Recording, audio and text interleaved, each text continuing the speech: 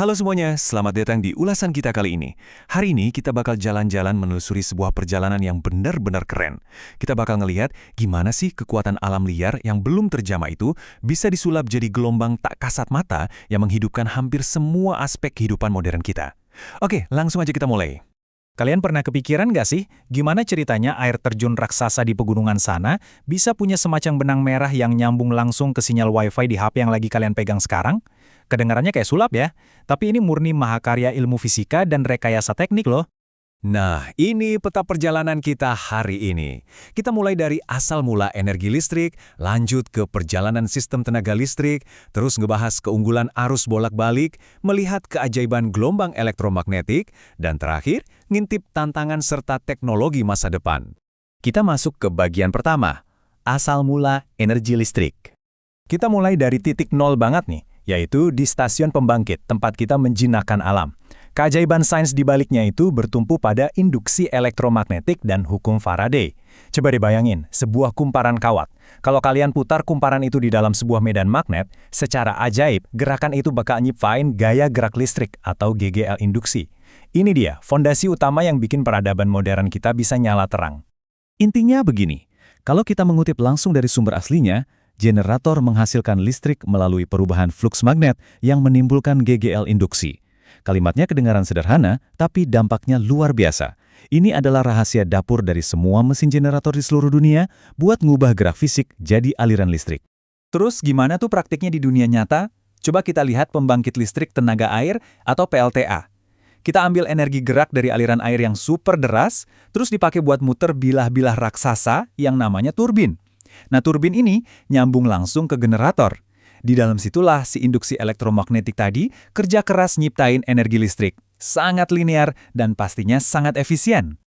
Lanjut ke bagian kedua, perjalanan sistem tenaga listrik. Oke, listriknya udah berhasil kita bikin nih. Tapi pertanyaannya, gimana caranya bawa listrik ini dari bendungan yang letaknya entah di mana, ngelewatin ratusan kilometer, sampai akhirnya nyala di ruang tamu kalian tanpa kehilangan tenaganya di jalan? Jawabannya ada di rute sistematis ini. Mulai dari pembangkit, terus masuk ke fase transmisi jarak jauh, dipecah lewat jaringan distribusi, sampai akhirnya tiba di ujung perjalanan, yaitu kita, sang konsumen. Tapi jalan raya panjang ini punya satu tantangan teknis loh. Solusi jenius buat mecahin tantangan itu adalah alat yang namanya transformator atau trafo. Di awal perjalanan, pas listrik baru dibangkitkan, kita pakai transformator step up buat naikin tegangannya dan ngecilin arusnya. Kenapa harus gitu? Karena arus yang kecil berarti energi yang kebuang jadi panas di sepanjang kabel bakal jauh lebih sedikit. Cerdas banget kan? Terus sebelum masuk ke rumah kalian, transformator step down bakal nurunin lagi tegangannya ke tingkat yang aman buat dipakai peralatan elektronik kalian. Sekarang kita masuk ke bagian ketiga, keunggulan arus bolak-balik. Kalian tahu nggak, trafo canggih yang baru kita bahas tadi nggak bakal bisa kerja kalau jenis arusnya beda. Kenapa arus bolak-balik alias AC bisa merajai seluruh jaringan listrik dunia? Balik lagi ke hukum Faraday tadi. Trafo itu mengandalkan perubahan fluks magnetik yang terus-menerus. Dan sifat ini udah otomatis ada di arus bolak-balik karena arusnya memang terus berganti arah. Efeknya gampang banget ditransmisikan, tegangannya bisa diubah naik atau turun dengan mulus, dan secara keseluruhan jauh lebih efisien buat distribusi skala raksasa. Lanjut ke bagian keempat, keajaiban gelombang elektromagnetik. Ternyata, listrik itu nggak cuma terkurung di dalam kabel loh, energinya bisa mancarin gelombang elektromagnetik yang melompat bebas ke udara. Ini benar-benar jadi tulang punggung peradaban nirkabel kita. Buat komunikasi, gelombang inilah yang bikin ada siaran radio, TV, sinyal HP, dan tentu saja Wi-Fi. Di dunia navigasi, gelombang ini yang bikin satelit GPS bisa memandu jalan kita dan sistem radar buat jaga keselamatan penerbangan. Dan fakta yang paling bikin merinding, konsep fisika dasar yang sama yang tadi dipakai buat muterin turbin air, ternyata juga bisa menyelamatkan nyawa. Di dunia medis, penerapan medan elektromagnetik ini bikin dokter bisa ngelihat bagian dalam tubuh kita tanpa perlu operasi. Ya, ini semua berkat teknologi super canggih kayak mesin MRI dan pemindahan sinar X. Lama-kelamaan, penerapan ini menumpuk jadi ekosistem teknologi pintar yang kita nikmati sekarang. Dari rumah pintar, perangkat-perangkat yang saling ngobrol lewat Internet of Things, kendaraan listrik yang senyap, sampai kereta maglev yang benar-benar bisa melayang di atas rel karena daya tolak magnetik. Semuanya ini adalah produk dari evolusi elektromagnetik yang ngebangun Smart Industry 4.0. Akhirnya kita sampai di bagian kelima, tantangan dan teknologi masa depan. Dengan semua pencapaian luar biasa tadi, gimana cara kita ngadaptasi sistem raksasa ini buat ngadepin hari esok?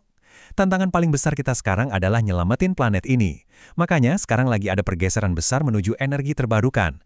PLTS yang manfaatin energi matahari dan PLTB dari angin tuh makin diandalin. Kalau digabungin sama penggunaan masif kendaraan listrik, ini bakal jadi langkah krusial kita buat neken emisi karbon secara drastis. Selain transisi energi tadi, komunikasi global masa depan kita juga bergantung banget sama spektrum gelombang elektromagnetik yang lebih ekstrim. Jaringan komunikasi 5G yang lagi rame sekarang dan 6G yang lagi dikembangin itu butuh frekuensi yang jauh lebih tinggi. Tujuannya buat apa? Tentu aja buat ngirim data dalam ukuran dan kecepatan yang bahkan nggak pernah kita bayangin sebelumnya. Sebagai penutup, saya mau ninggalin satu pertanyaan buat kalian renungkan. Kalau kita lihat lagi perjalanan kita tadi, mulai dari generator induksi di air terjun sampai ke kereta yang bisa melayang, dan sekarang ada teknologi mutakhir kayak PLTS, NMG, sampai IoT. Kira-kira inovasi elektromagnetik gila apa lagi ya yang lagi nunggu kita di masa depan? Yang pastinya bakal ngubah lagi cara kita hidup esok hari. Wah, patut ditunggu. Terima kasih banyak udah ngikutin ulasan kali ini. Tetaplah penasaran dan sampai jumpa.